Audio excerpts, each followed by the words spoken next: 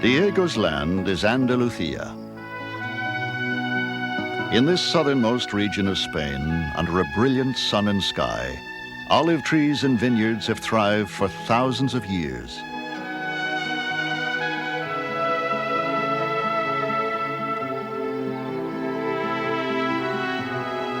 Only here, in all the world, in a small area of chalky, moisture-retaining soil, is true sherry wine produced.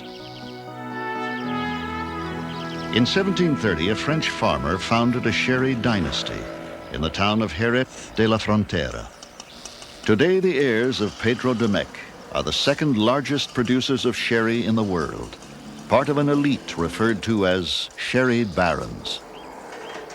Still, even at age 77, Jose Ignacio Domecq enjoys driving to work on a second-hand motorbike, purchased from his chauffeur.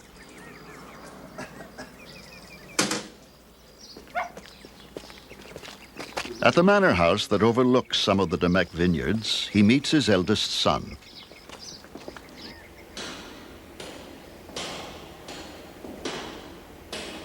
The manor was built around an ancient tower used during the Middle Ages to send smoke signals to Africa, only 65 miles away.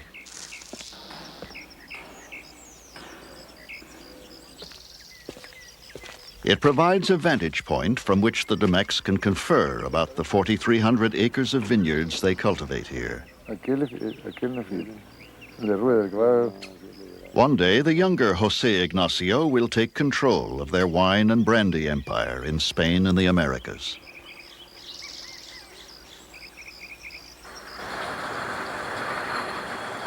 Domecq produces 10 million liters of sherry annually.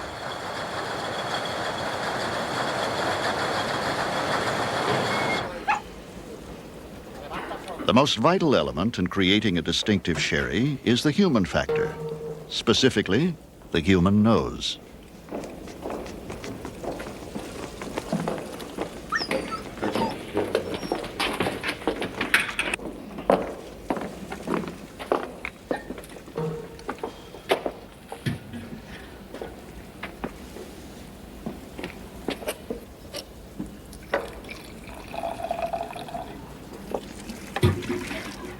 In the bodegas where sherry matures, the Domecqs exercise the delicate skill which has made the family masters of the art of winemaking for 250 years.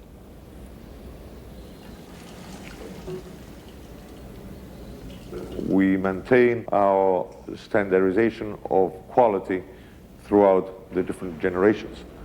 My father is known in the wine world for the nose, not only because of the size of it, that is, you have seen is rather big, but because he's considered one of the most important specialists in Europe in the science of wine. Okay.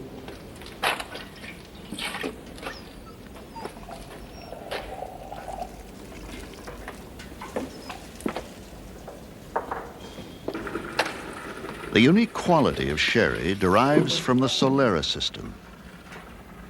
New sherry is blended with more mature sherry to take on its characteristics.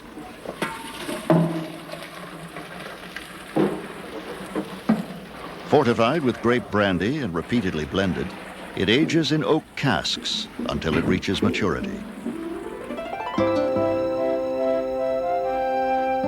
The most venerable bodega holds casks of rare sherry dedicated to the famous.